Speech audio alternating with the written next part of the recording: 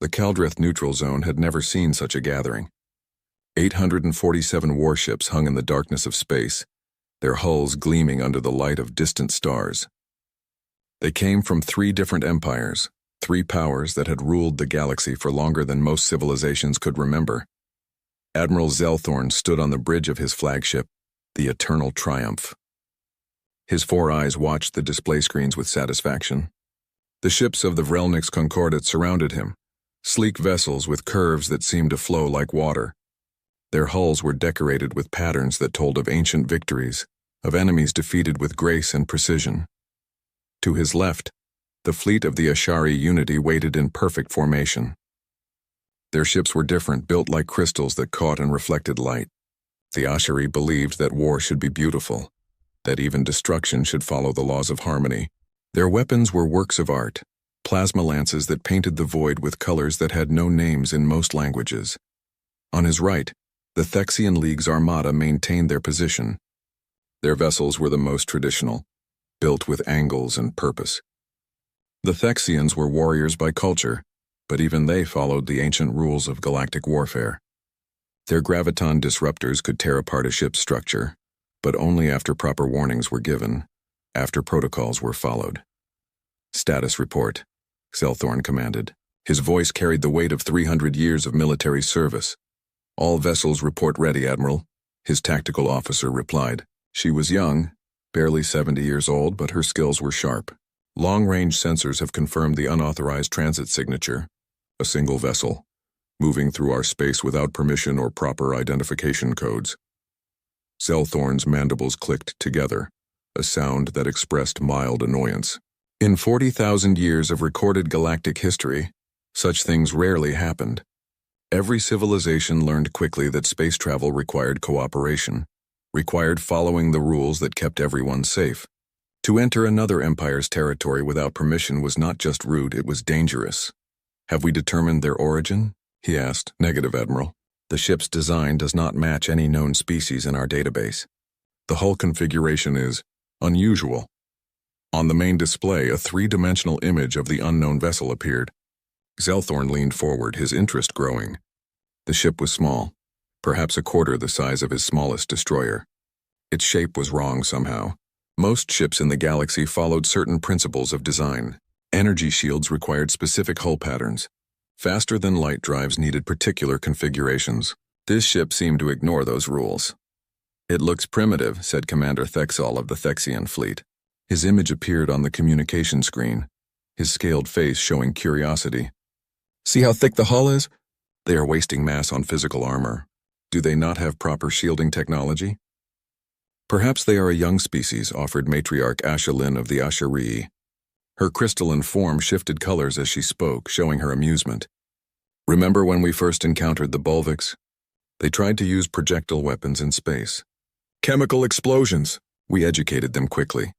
Zelthorn allowed himself a moment of shared humor.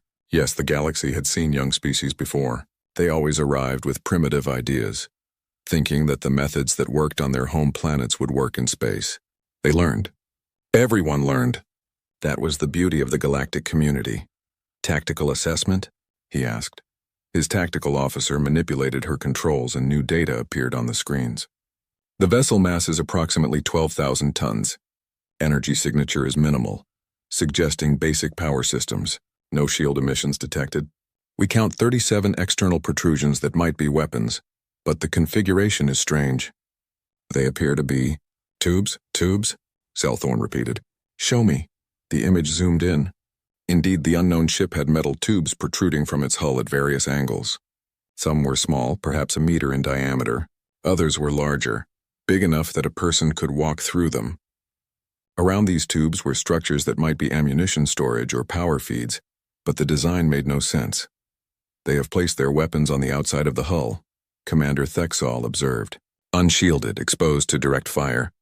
"This is madness or ignorance," Matriarch Ashelin added. "We should approach carefully but firmly. They need to understand that our space is not their playground." Zelthorn considered his options. The proper protocol was clear. First, attempt communication. Second, issue warnings. Third, if necessary, demonstrate force without causing permanent harm. It was a dance that the galaxy had perfected over thousands of years. Wars were rare now because everyone understood the rules. Open all communication channels, he ordered. Broadcast in all known languages. Let us see if these newcomers have learned Galactic Standard. The communication officer worked her console. Broadcasting now, Admiral. All 127 languages in the common database. The message went out, carried by radio waves and quantum entanglement, by laser and gravity pulse. It was simple. Identify yourself. State your purpose. Submit to inspection. Standard first contact protocol refined by millennia of experience. Seconds passed. Then minutes. The unknown ship continued on its course, not slowing, not responding. Perhaps they are experiencing technical difficulties, the communication officer suggested. Their receivers might not be compatible with our transmission methods. Increase power, Zelthorn ordered. Make sure they cannot miss our signal.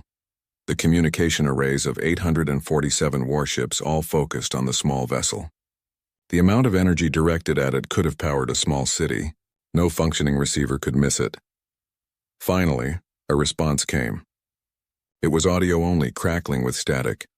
Unknown vessels, this is the UESS Indomitable. We read you. Please reduce your transmission power. You are overloading our communication systems. The voice was strange. It had harmonics that the translator struggled with, emotional undertones that seemed aggressive even when speaking calmly. The translation matrix worked frantically, comparing the sounds to known language structures. They are speaking a completely new language, the communication officer said, her voice showing surprise. The matrix has never encountered these sound patterns before. It is creating a translation protocol in real time. Can they understand us? Zelthorn asked. Unknown, Admiral. But they can hear us. Zelthorn straightened in his command chair. This was first contact. True first contact. With a species that had somehow developed space travel without ever encountering the galactic community. It was rare but not unprecedented. The procedure remained the same. Unknown vessel. This is Admiral Zelthorn of the Vrelnix Concordat, speaking on behalf of the joint armada of the Kaldrith Neutral Zone. You have entered protected space without authorization. By galactic law, you must submit to inspection and registration. Please power down your engines and prepare for boarding. Another pause. Then the response came, and this time the translator worked better. Though the words still carried that strange, aggressive tone. Admiral Zelthorn, this is Captain Sarah Chen of the United Earth Space Service vessel Indomitable. We were not aware this space was claimed. Our star charts show no territorial markers in this region. We respectfully decline your boarding request. We are prepared to negotiate transit rights or establish diplomatic relations, but we will not be boarded. Silence filled the bridge. In the history of galactic civilization, no one declined a boarding inspection. It was unthinkable. It was like refusing to breathe. Did they just... Commander Thexal began, his image on the screen showing confusion. They refused, Matriarch Ashelin said, and for the first time her colors shifted toward red, showing anger. They refused the law, the ancient law that has kept peace for 40,000 years. Zelthorn felt a stirring of concern but also duty. Rules were rules. The newcomers needed to learn. Perhaps they do not understand, he said calmly. Humans, they call themselves humans. This changes nothing. We will proceed with standard protocol for non-compliant vessels. He turned to his weapons officer. Fire a warning shot. Graviton pulse level 3. Aim for the space 500 meters ahead of their bow. Show them we are serious. Yes, Admiral.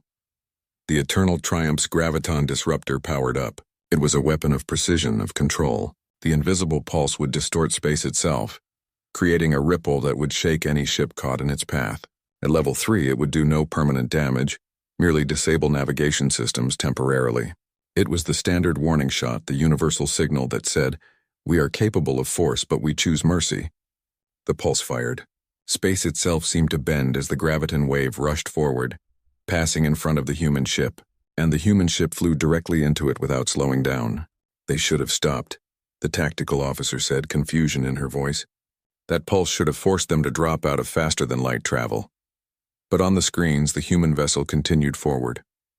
More than that, it seemed to shrug off the graviton wave like water off a smooth stone. Impossible, Zelthorn whispered. Scan them again. Full spectrum. I want to know everything about that ship. Every sensor in the Armada focused on the human vessel. The data that came back made no sense. Admiral? the tactical officer said slowly, reading her screens with disbelief. They have no shields, none. The graviton pulse hit their hull directly. Then why did it not affect them? Because their hull is... Admiral, their hull is impossibly dense. The armor alone masses more than our entire destroyer. It is compressed metal alloys that, according to my readings, should collapse under their own gravity. But they are holding stable. The graviton pulse simply did not have enough force to affect that much mass. Zelthorn stared at the image of the human ship. Those strange tubes, those external weapons, the thick, ugly hull. Suddenly, it did not look primitive. It looked dangerous. What kind of weapons are those tubes? He demanded. His tactical officer worked frantically. Scanning now, Admiral. They appear to be cannons, physical projectile launchers, but that cannot be right. Some of them are sized for objects weighing several tons, and the power feeds suggest electromagnetic acceleration. Railguns, Commander Thexall said suddenly. His face had gone pale. Ancient weapons. Kinetic weapons. My people used them 10,000 years ago, before we discovered energy weapons. Why would anyone use kinetic weapons in space? Matriarch Ashelin asked. They are slow, inefficient, limited by ammunition supplies. Because, Zelthorn said slowly, understanding dawning, kinetic weapons do not care about energy shields. Physical mass cannot be stopped by energy fields, the implication hung in the air. The galaxy's entire defensive doctrine was based on energy shields. Every warship in the Armada had shields that could stop plasma, lasers, particle beams, graviton pulses.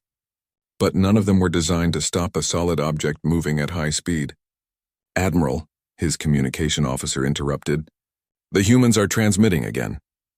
Put them through. The voice of Captain Chen came through the speakers, and this time, the translator caught more nuances. The voice was calm, but there was something underneath it. Not fear, something else. Regret, perhaps. Admiral Zelthorn, we detected your weapons fire. We are interpreting that as a hostile act. Our automated defense systems are now active. This is your final warning. Do not fire again. We do not want conflict, but we will defend ourselves. Please respond. Zelthorn looked at his displays. 847 warships. The combined military might of 3 galactic empires, against one small vessel with primitive weapons and no shields. But that small vessel had just shrugged off a graviton pulse, and it had weapons designed specifically to counter the galaxy's defensive technology. What do we do? Commander Thexall asked. Zelthorn made his decision. We follow protocol. We gave them a warning. They refused. Now we show them what happens when the law is broken. All ships target the unknown vessel. Fire on my command. Full spread all weapons. We will disable them, board them, and then we will explain galactic law to these humans properly. Across the Armada, weapons powered up, plasma lances glowed, graviton disruptors hummed, particle beams charged. 847 warships prepared to fire on a single target. On the screens, the human ship suddenly changed course. It did not run away. It turned and accelerated directly toward the Armada. Admiral, his tactical officer said, and her voice shook slightly. They are not fleeing. They are attacking. Zelthorn's mandibles spread in what might have been a smile. One ship against 800. Their courage is admirable but foolish. All vessels fire at will. The galaxy was about to learn something about humans, and the humans were about to learn about galactic law. Neither lesson would be gentle. The first volley from the Armada lit up space like a supernova. Plasma lances streaked across the void in streams of superheated matter. Graviton disruptors sent invisible waves of distorted spacetime toward the human vessel. Particle beams carved through the darkness, each one carrying enough energy to vaporize a small moon. Captain Sarah Chen watched from the bridge of the Indomitable as the wall of fire approached her ship. She was 43 years old, a veteran of the Mars Rebellion and the Titan blockade. She had seen combat before, but never like this. Never 800 ships firing at once. Brace for impact, she said calmly. All hands secure stations. Damage control teams stand ready. The first weapons hit. The Indomitable shook as plasma washed over its hull. The outer armor layer heated to thousands of degrees, glowing white-hot. Graviton pulses struck the ship from multiple angles, trying to tear it apart with conflicting gravity fields. Particle beams hammered at the armored plates. Seeking weak points, the ship held. Damage report, Chen ordered. Outer armor is at 87%. Her tactical officer, Lieutenant Marcus Webb, replied. He was young, fresh from Earth's Naval Academy, but his hands were steady on the controls. We have thermal scoring on decks 3 through 7. No hull breaches. Inner systems nominal. The armor is doing its job, Captain. Chen allowed herself a small smile.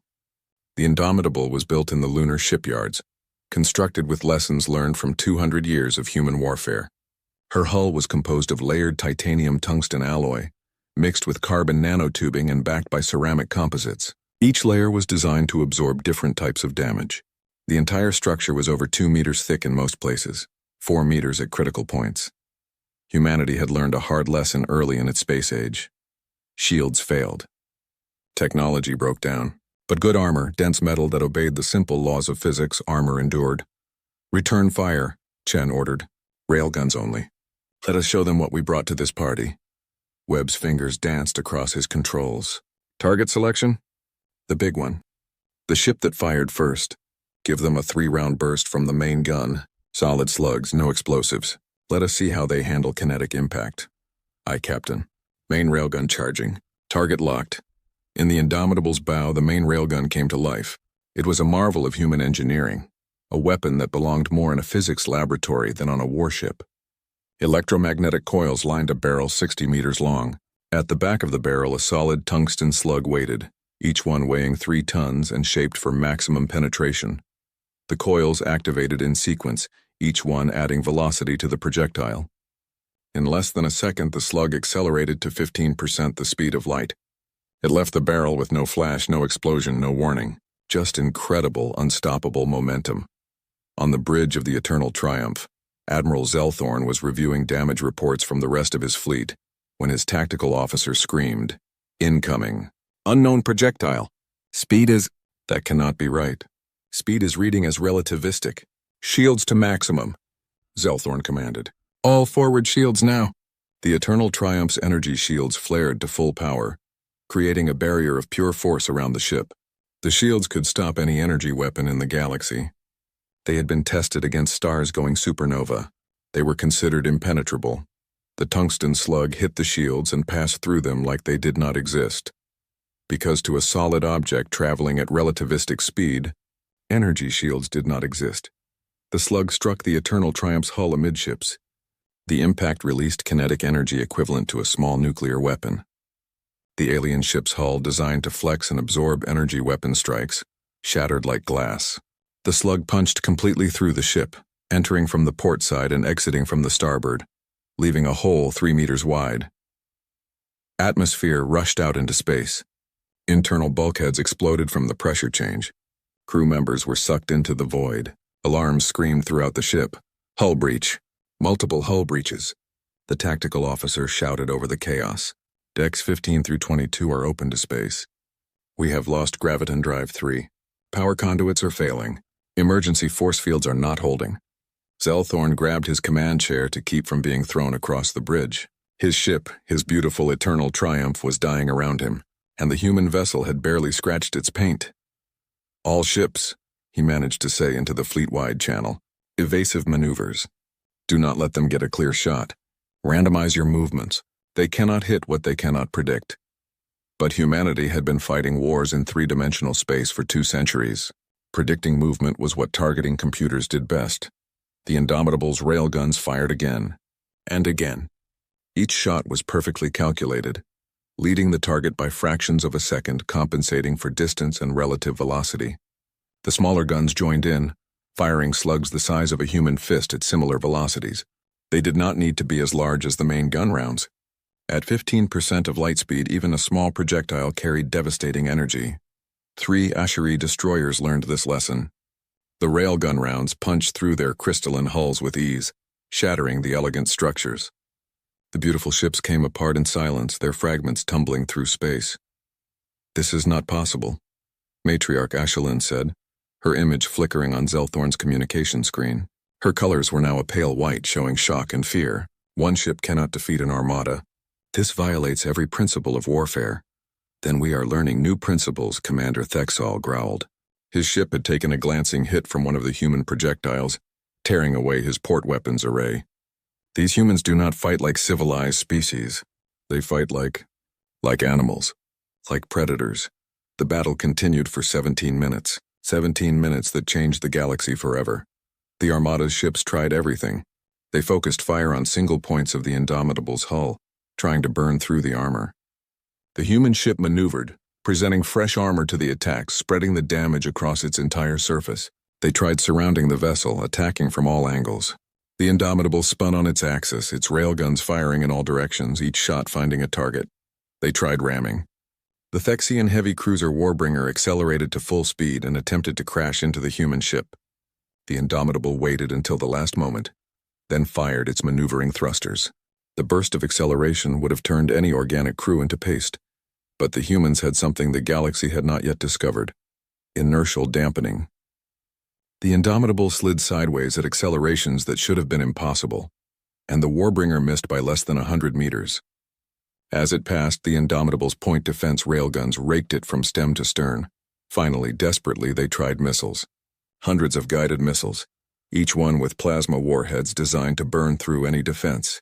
The missiles streaked toward the Indomitable in a swarm that filled the sensor screens. The human ship's point defense system activated. Smaller railguns, computer-controlled and firing at incredible rates, turned space into a wall of metal.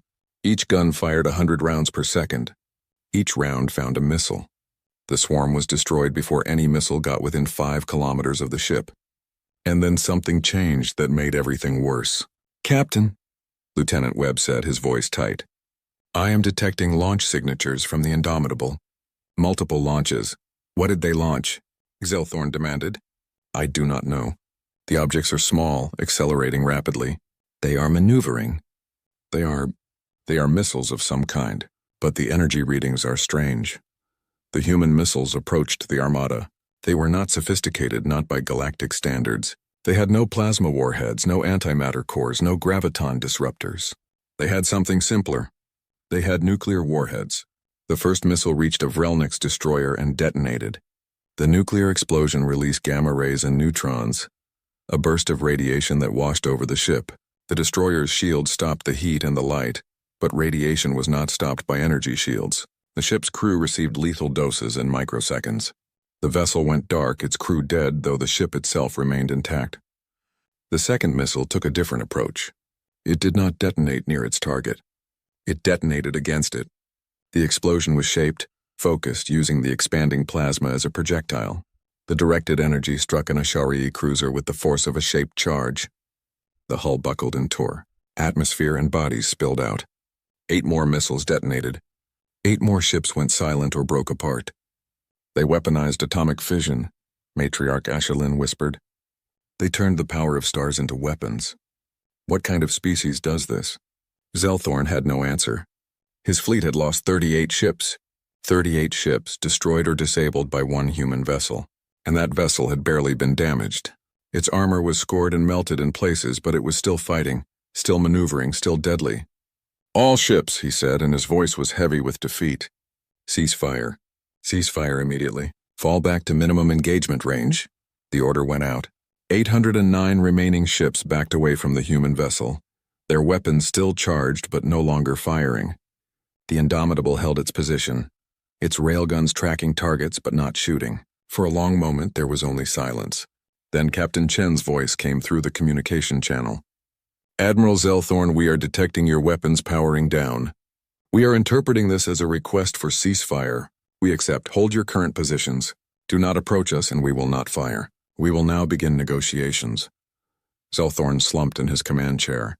Around him, his bridge crew worked frantically to control damage to save the Eternal Triumph. Outside, his fleet was scattered, bleeding, broken by a single ship. "Negotiations," he said quietly. "Yes, we will negotiate. Because if we do not, they will kill us all." Commander Thexal's image appeared on the screen. The proud warrior looked shaken. "Admiral, we need to know more about these humans. We need to understand what we are facing." "Agreed," Matriarch Ashelin said. "This was not a battle. This was a demonstration. They could have destroyed us all, but they chose mercy. Why?" Zelthorn thought about the human ship, about its crude design and devastating effectiveness. He thought about weapons built not for elegance but for pure killing power. He thought about a species that would armor their ships so heavily that shields became unnecessary. What kind of people built things this way? "Open a direct channel to the human captain," he ordered. It is time we learned about Earth, and may the ancient gods help us if they decide we are enemies. The negotiation chamber was hastily assembled aboard the Ashari diplomatic vessel, Crystal Harmony. It was neutral ground, a ship that had not participated directly in the battle. The chamber itself was beautiful, as everything Ashari was beautiful. The walls shifted with colors that were meant to promote calm and rational thinking. The air was scented with compounds designed to reduce aggression in most known species. Captain Sarah Chen sat across from Admiral Zelthorn, Commander Thexol, and Matriarch Asha Lin. She wore her dress uniform, dark blue with silver insignia, and she carried no weapons. She had insisted on that. No weapons in the negotiation chamber. It was a human custom, a sign of good faith. The aliens had agreed, though Chen suspected it was because they now feared what she might do even without weapons. Captain Chen, Admiral Zelthorn began. His translator was working much better now, providing clearer translations of his speech. "Thank you for agreeing to meet with us." "Thank you for the ceasefire, Admiral," Chen replied. "I want to make something very clear before we begin. The United Earth Space Service did not come here looking for war. We were exploring, mapping unknown regions. We had no idea this space was claimed by anyone. Your ignorance does not excuse your actions," Commander Thexol said. His scales were still discolored from stress. "You refused lawful orders. You attacked without provocation." Chen's expression hardened. "With respect, Commander, you fired first. We detected a weapons discharge aimed at our vessel. Every ship captain in human space has standing orders. If fired upon, return fire with overwhelming force. We showed restraint. We could have destroyed your entire fleet." The three alien leaders exchanged glances. They knew she was not boasting. They had seen what one human ship could do. "Perhaps we should start with understanding," Matriarch Ashelin said, her colors shifting to peaceful blues and greens. "We know nothing of your people, Captain." "We know nothing of Earth. Help us understand who humans are." Chen nodded. "A fair request. I will answer your questions honestly, but I expect the same honesty in return." "Agreed," Zelthorn said. The first hour of negotiations was spent on basics. Chen explained Earth's location, far beyond what the galactic powers considered explored space. She explained humanity's expansion into their own solar system, the colonies on Mars and the moons of Jupiter and Saturn. She explained how humans had developed faster than light travel only 60 years ago, and how they were still exploring the galaxy, still learning they were not alone. The aliens listened with growing confusion. "You have only had space travel for 60 years?" Zelthorn asked. "But your weapons technology, your ship design, these things should take thousands of years to develop." "Humans adapt quickly," Chen said simply. "We have to. Our homeworld taught us that." "Tell us about Earth," Matriarch Ashelin requested. "We ran biological scans during the battle. Your crew showed unusual physical characteristics. Help us understand your evolution." Chen pulled up a holographic display from her personal computer. An image of Earth appeared above the table, a blue and green world wrapped in white clouds. "This is Earth," she said, "our homeworld. By galactic standards, I am told it is what you would call a death world." The word did not translate well. Chen had to explain. "A death world is a planet with conditions that are hostile to most life. Earth has gravity approximately 30% higher than what you have told me is galactic standard. Our atmosphere is thick and chaotic. Our weather includes storms with winds that can destroy buildings. Our oceans can generate waves 50 meters high. Our tectonic activity causes earthquakes and volcanic eruptions, and that is just the planet itself."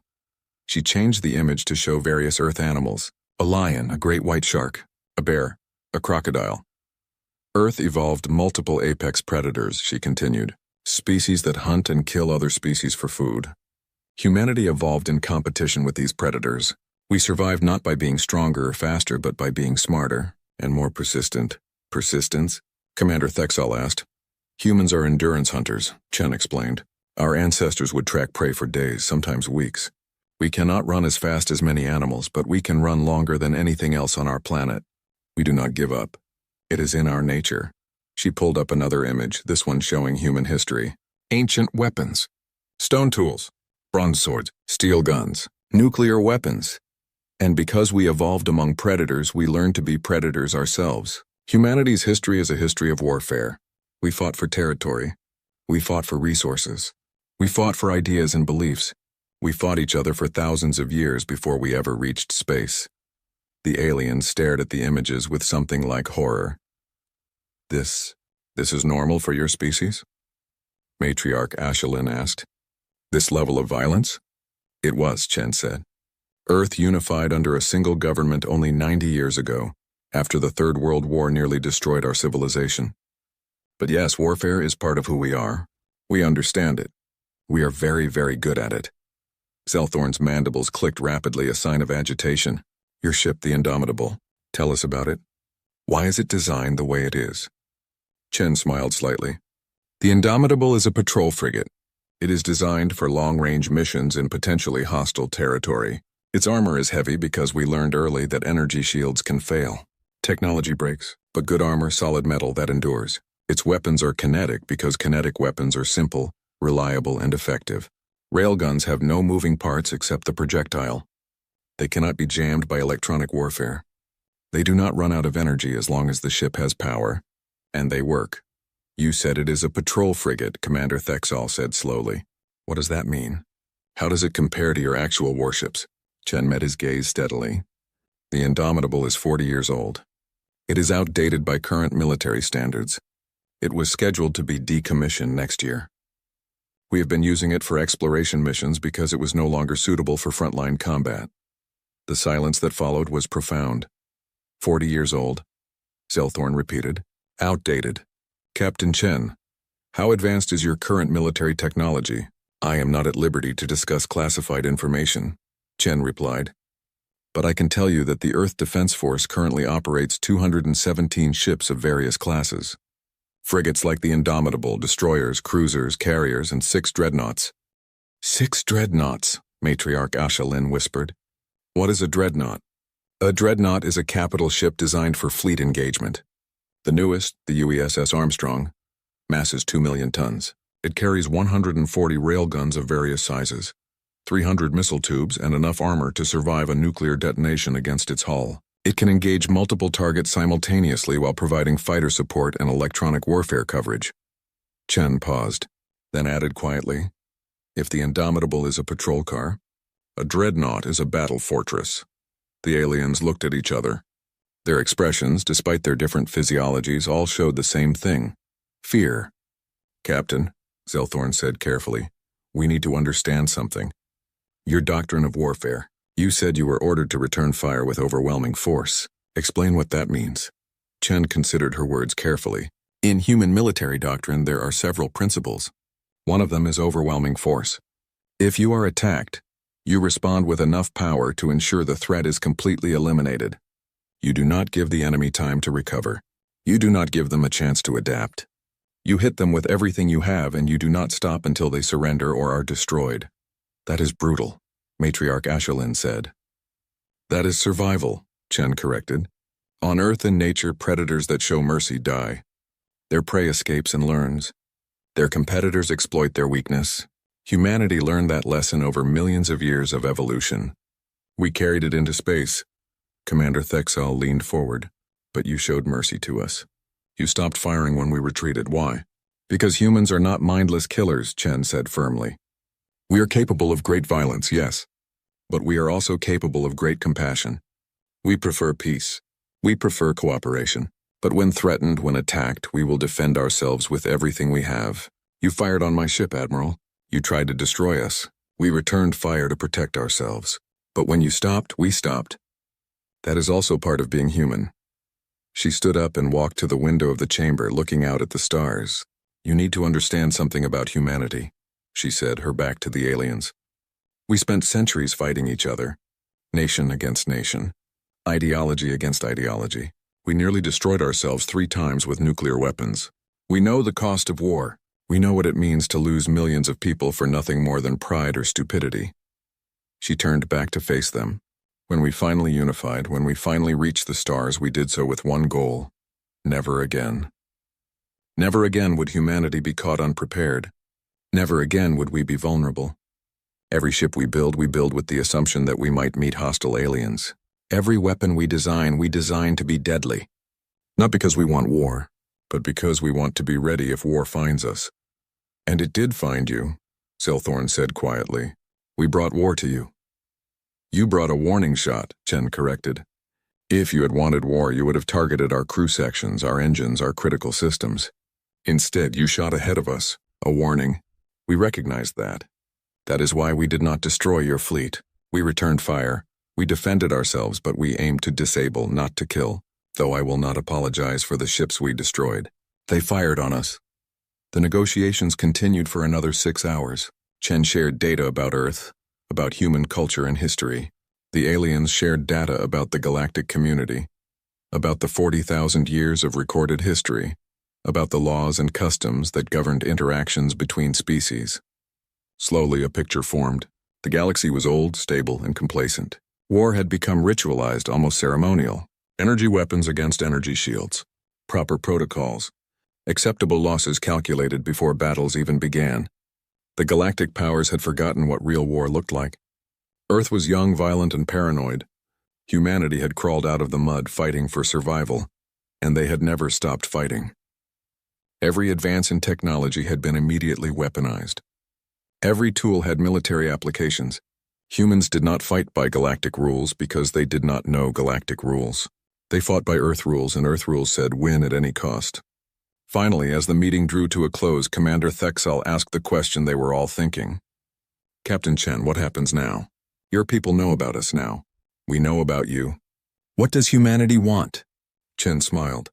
It was not a predatory smile, despite what the aliens might have feared. It was tired but genuine. What humanity wants is the same thing we have always wanted. A place in the universe, trade, knowledge, friends if possible. We do not want to conquer the galaxy.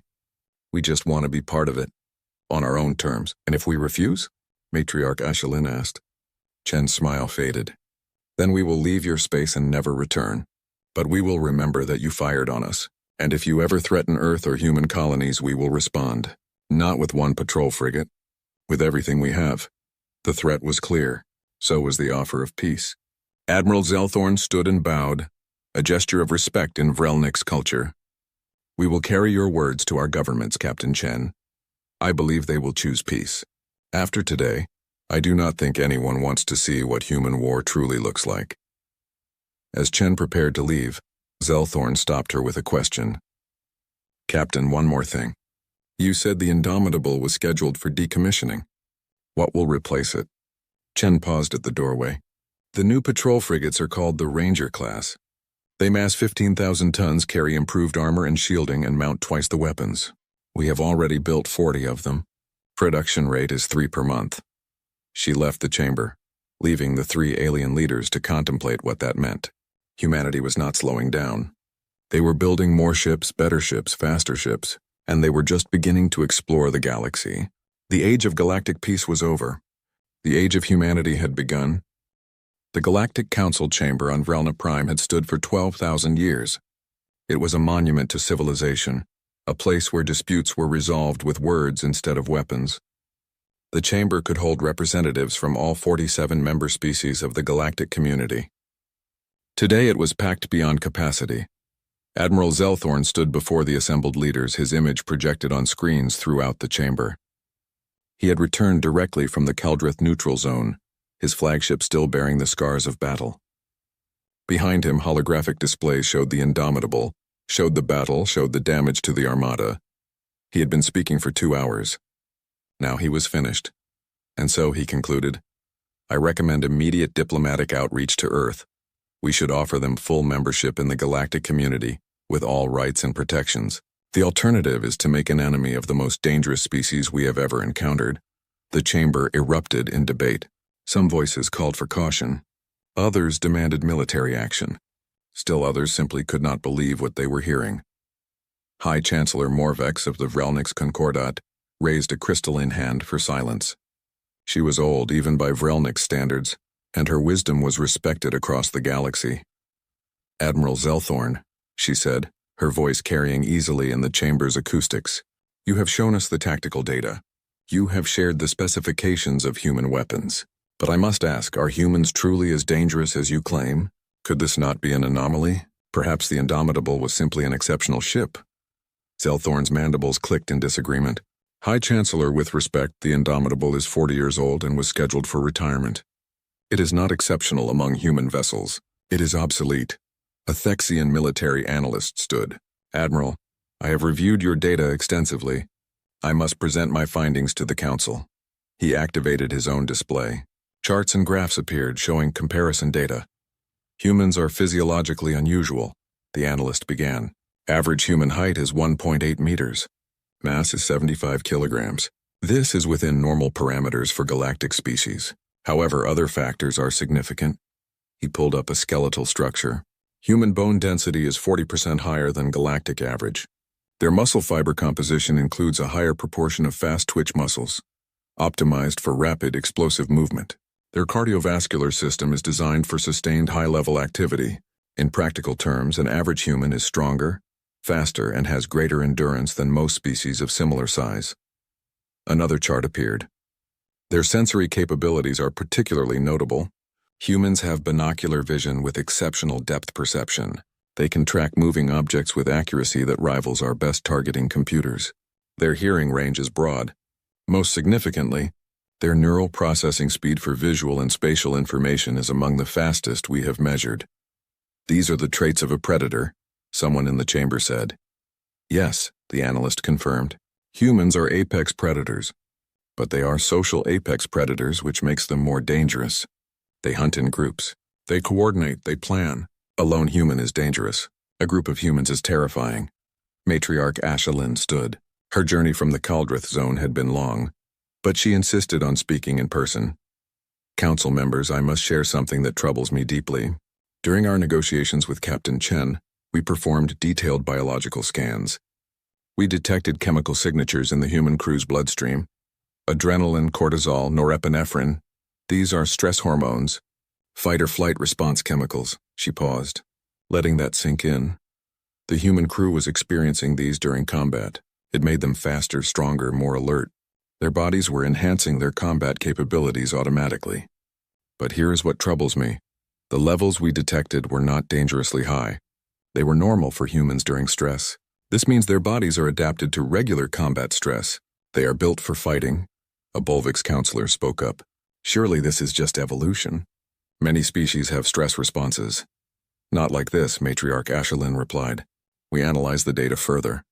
Human neural architecture includes an enlarged amygdala, the fear processing center, but it is balanced by an equally developed prefrontal cortex, the reasoning center. They can experience fear while still making rational decisions. They can be terrified and still fight effectively. This is not common in nature. Commander Thexal stood now. I would like to share what we learned about human history. It is relevant to understanding their nature. He activated a timeline. It showed human civilization, from primitive stone tools to spaceflight. Humans developed civilization approximately 12,000 years ago, he began. In that time, they fought approximately 14,000 recorded wars. Some were small local conflicts, others were global, involving hundreds of nations. Their largest war, which they call World War II, killed 85 million people over 6 years. The chamber fell silent. 85 million, someone whispered. That is more than the total casualties of all galactic conflicts in the last 10,000 years. Thexal continued. And humans considered this a learning experience. They studied it. They analyzed it. They determined never to repeat it. So they fought 2 more world wars, each time refining their weapons, their tactics, their strategies. He showed images now. Ancient human weapons, swords and spears, then rifles and cannons, then tanks and aircraft, then nuclear weapons. They weaponized everything, Thexal said. Every technological advance had military applications. They split the atom and immediately built bombs. They developed computers to calculate artillery trajectories. They created the internet to maintain communications after nuclear war. They went to space initially to put weapons in orbit. But they also developed medicine, art, philosophy, someone protested. Yes, Thexal agreed. Humans are contradictory. They are capable of incredible violence and incredible compassion. They write poetry and wage war. They create beautiful music and design weapons to kill millions. They are in many ways the most dangerous species I have ever studied. A new voice spoke up. It was Dr. Kelvin, the galaxy's leading xenobiologist. I would like to add my analysis. I have studied the data on Earth's biosphere. The results are disturbing. He displayed images of Earth's animals. Earth has more apex predators per square kilometer than any known planet. Lions, tigers, bears, sharks, crocodiles, eagles, wolves, and dozens more. Humans evolved in competition with all of them. They did not have natural weapons like claws or fangs. They did not have natural armor like shells or thick hides. They survived by being smarter. Intelligence is not unusual, someone said. No, Dr. Kelvin agreed. But the way humans use intelligence is unusual. They are tool users, yes, but they are exceptional tool users. They see every object as a potential tool or weapon. A rock becomes a hammer, a stick becomes a spear, metal becomes a blade, atoms become bombs. This is how they think. Everything can be used. Everything can be weaponized. He pulled up more data. I analyzed their dietary habits. Humans are omnivores. They can eat almost anything. Plants, meat, fungi, even some things that would poison other species. Their digestive systems are incredibly adaptable. This means they can survive in almost any environment. They are not limited by specialized dietary needs. Furthermore, he continued, humans practice what they call persistence hunting. They do not run as fast as their prey. Instead, they track prey for hours or days, forcing the prey to run until it collapses from exhaustion. Then they kill it. This requires incredible endurance, determination, and patience. These traits carry over into their warfare doctrine. High Chancellor Morvex listened to all of this with growing concern. What you are describing is a species optimized for warfare, for survival against all odds, for never giving up. Exactly, Dr. Kelvin confirmed. And there is more. Humans have something they call the human spirit, or will to survive. It is not just biological. It is cultural. They tell stories about never surrendering. They celebrate historical figures who fought against impossible odds. They have a saying, victory or death, they would rather die than admit defeat. This is madness, someone said. This is humanity, Zelthorn replied quietly. The council debated for hours. Some wanted to quarantine human space to declare it off limits. Others wanted to establish trade relations carefully, keeping humanity at arm's length. A few extremists even suggested a preemptive strike, destroying Earth before humans could spread further. That suggestion was quickly rejected.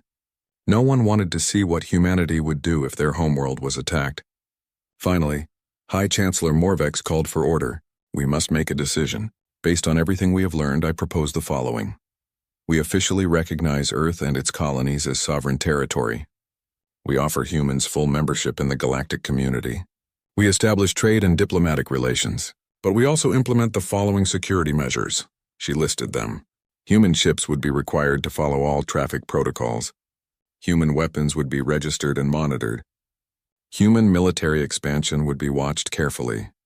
And most importantly, a joint task force would be established to study human technology and develop countermeasures just in case. We will not provoke them, the High Chancellor said firmly, but we will not be unprepared. Does anyone object? No one did.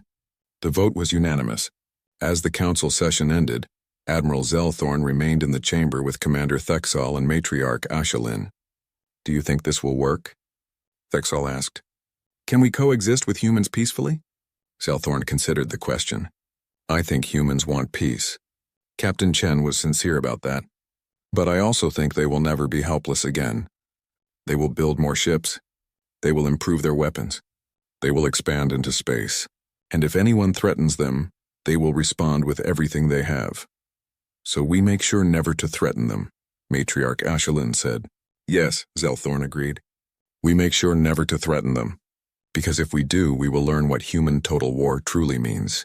And I do not think the galaxy would survive that lesson. He looked at the displays one more time, at the image of the Indomitable, scarred but unbroken, at the human crew standing ready to fight 800 ships with no hesitation. They call themselves humans, he said quietly. It comes from their word for earth, for ground, for soil. They are named after dirt. But they reached the stars anyway. They crawled out of the mud of their violent world and built ships that can defeat armadas. Never underestimate them. Never assume they are like us. They are not. What are they then? Thexal asked. Zelthorn thought about Earth, about its gravity and its predators and its endless wars. He thought about a species that survived and thrived despite everything trying to kill them. He thought about humanity's determination, their refusal to give up, their ability to turn anything into a weapon. They are survivors, he said finally. They are the ultimate survivors. And now they are among the stars. The galaxy will never be the same. The three of them left the chamber, each carrying the weight of what they had learned. Behind them, the holographic display of the Indomitable remained, a silent reminder of the day the galaxy discovered it was not alone in its capacity for violence. Humanity had arrived, and the old empires, the ancient powers, the civilizations that had ruled for 40,000 years would have to make room for them, whether they liked it or not. 6 months had passed since the encounter at the Caldrith neutral zone. The galaxy had changed in ways both subtle and profound. Captain Sarah Chen stood on the observation deck of the UESS Pathfinder, a diplomatic vessel that had replaced the Indomitable for this mission. She watched as the ship approached Vrelna Prime, the capital world of the Vrelniks Concordat. The planet was beautiful, a world of blue oceans and green continents wrapped in white clouds. It reminded her of Earth, though the gravity was lighter and the continents were shaped differently. Behind her, Ambassador Michael Torres reviewed his notes for the upcoming meetings. He was humanity's first official ambassador to the galactic community, a position that had not existed 6 months ago. He was a veteran diplomat, someone who had negotiated peace between Earth's nations during the final days before unification. If anyone could represent humanity in this new arena, it was him. Nervous? Chen asked. Terrified, Torres admitted with a slight smile. But that is part of the job. You were terrified during the battle, I assume? Every second, Chen agreed. But fear is just information. It tells you the situation is dangerous. What you do with that information is what matters, Torres nodded. A very human perspective. I wonder if the galactic community will ever truly understand us. They are trying, Chen said. That is more than we expected. The Pathfinder docked at the orbital station above Vrelna Prime. Unlike the Indomitable, this ship was built for diplomacy, not war. It carried minimal weapons, focusing instead on luxurious quarters, meeting rooms, and communication equipment. But even so, Chen noticed the alien ships giving it a wide berth. The reputation of human vessels had spread quickly. The reception on Vrelna Prime was formal and elaborate.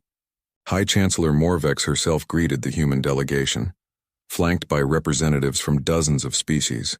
The ceremony was conducted in the traditional way, with speeches and symbolic gifts and carefully choreographed movements. Chen noticed how the aliens watched the humans. There was respect there, but also wariness. Some looked at them with curiosity, others with fear. A few with something that might have been admiration. None looked at them with contempt or dismissal. Those attitudes had died in the Caldrith zone. The formal meetings began the next day. Ambassador Torres sat across from the Galactic Council, with Chen and a team of human experts behind him. The agenda was extensive: trade agreements, territorial boundaries, technology sharing, military protocols, and cultural exchange programs. Ambassador Torres, High Chancellor Morvex began. On behalf of the galactic community, we welcome humanity. We hope this marks the beginning of a long and peaceful relationship between our peoples. Thank you, High Chancellor, Torres replied. Humanity shares that hope. We come seeking friendship, knowledge, and mutual prosperity. The first days of negotiation went smoothly. Trade agreements were straightforward. Humanity had resources the galaxy wanted, particularly certain rare elements that were common in Earth's asteroid belt. In return, the galaxy could offer advanced medical technology, agricultural techniques, and scientific knowledge that would benefit human colonies. Technology sharing was more complicated. The galactic powers wanted to understand human weapons, wanted to know how railguns and kinetic weapons worked. The humans were willing to share some information, but not all. Some technologies remained classified. You must understand our position, Torres explained to the Council. Humanity has been attacked once already by your forces. We defended ourselves successfully, but we cannot assume all future encounters will be peaceful. We need to maintain some military advantages for our own security. But if we cannot defend against your weapons, how can we trust you? A Bolvix counselor asked. Torres smiled slightly. You cannot. But that is true for us as well. We cannot know if you are developing new weapons, new technologies that could threaten us. Trust must be built over time through actions, not words. We propose a gradual exchange, with both sides sharing information slowly, building confidence together. The council agreed, though some members were clearly unhappy. The humans had forced them to think about security in new ways. The old assumptions, the comfortable certainties were gone. Military protocols were the most contentious issue. The galaxy had 40,000 years of established rules for warfare. Humans knew none of those rules and had no intention of following them blindly. "Your doctrine of overwhelming force is unacceptable," Admiral Zelthorn stated during one session. "It is too aggressive, too violent. It will lead to unnecessary casualties." "Our doctrine kept us alive," Chen countered. She had been asked to speak on military matters as someone who had experienced combat. In human history, showing weakness invites attack. Showing strength prevents war. We do not start fights, but we will finish them. "But surely there must be limits," Matriarch Ashelin said. "Rules of engagement. Protected targets, acceptable weapons and unacceptable weapons." "We have limits," Chen agreed. "We do not target civilians intentionally. We do not use biological or chemical weapons. We follow the laws of war that humanity has developed, but we will not handicap ourselves by following rules designed for a different kind of warfare." The debate went on for hours. Finally, a compromise was reached. Humans would register their military vessels and inform the galactic community of their locations. In return, the galaxy would recognize human territorial space and not enter it without permission.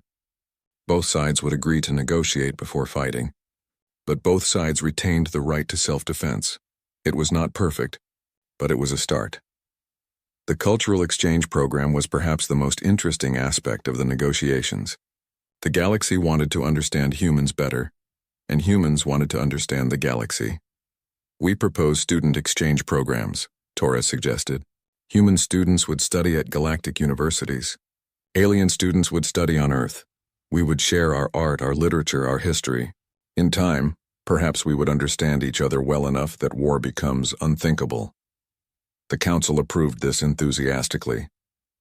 Knowledge was valued in galactic society, and the chance to study a species as unusual as humans was appealing to many.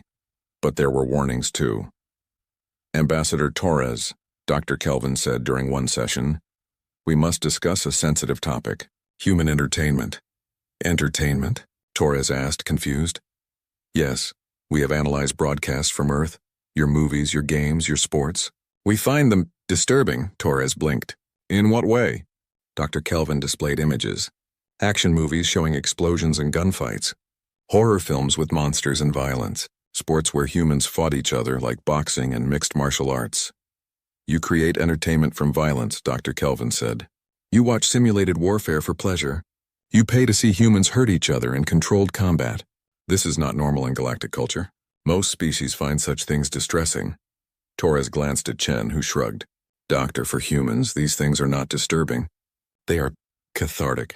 We have aggressive instincts, as you have noted. Entertainment allows us to express those instincts safely. Better to watch a movie about war than to start a real war." "But it normalizes violence," a counselor protested. "No," Chen said firmly. "It provides an outlet for natural human tendencies. Humans who watch violent entertainment are not more violent. Studies have shown they are often less violent because the entertainment satisfies their instincts without real harm. You want us to suppress our nature? That would be dangerous. Better to channel it safely." The council was not entirely convinced, but they acknowledged that human psychology was different from their own. They agreed that human entertainment would not be widely distributed in galactic space to avoid disturbing other species. As the negotiations continued, other issues emerged. Humans wanted to establish embassies on multiple worlds. The galaxy wanted observers on human colonies. There were questions about jurisdiction, about law enforcement, about what happened when humans and aliens had disputes. Each issue was addressed carefully, with lawyers and diplomats from both sides working to find solutions. It was tedious work but necessary.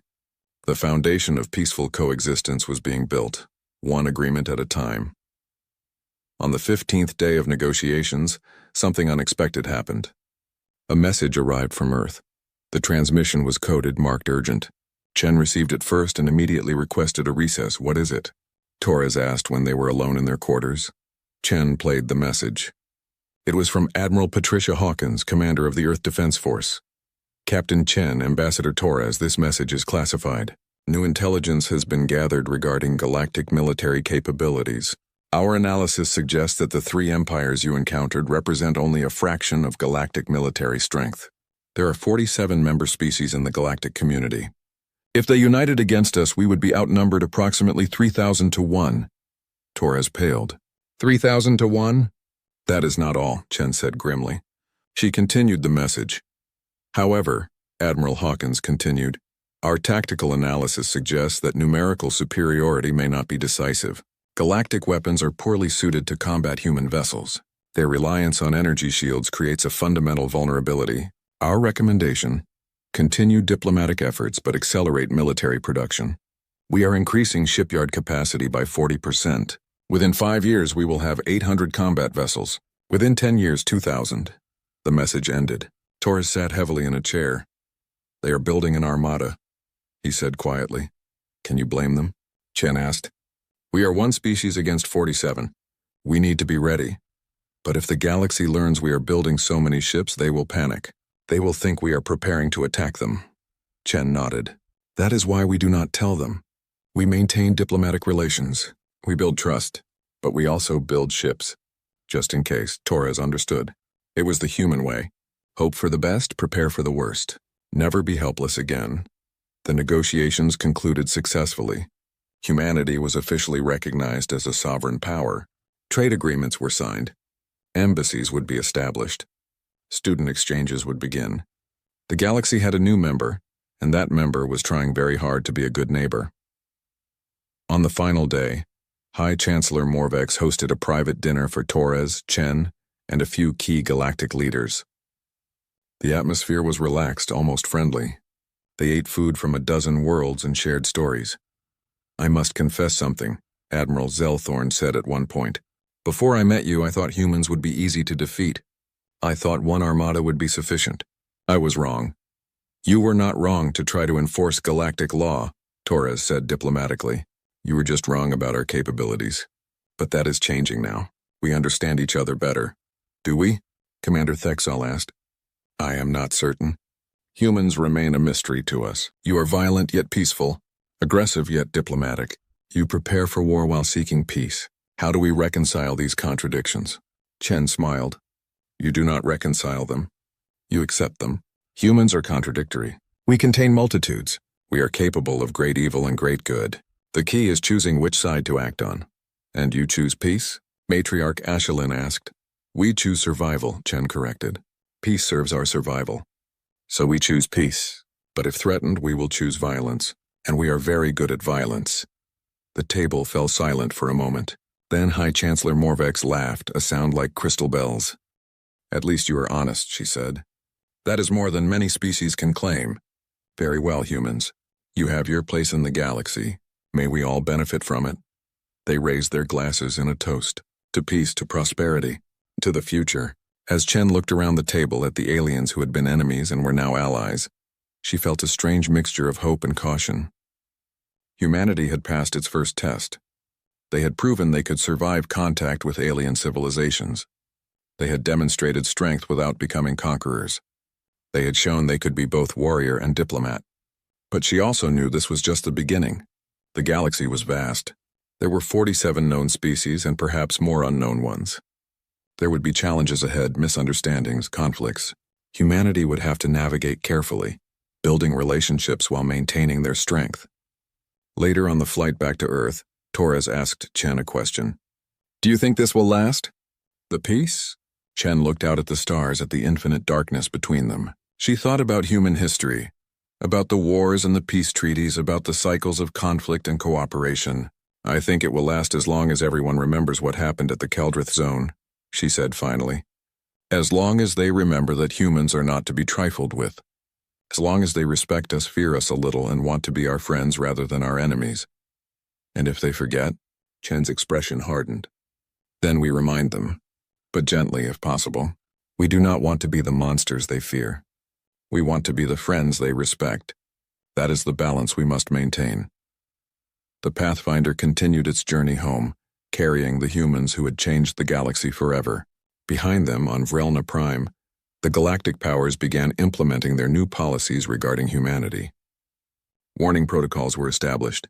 Human space was marked as sovereign and potentially dangerous. Military analysts studied human tactics and searched for countermeasures.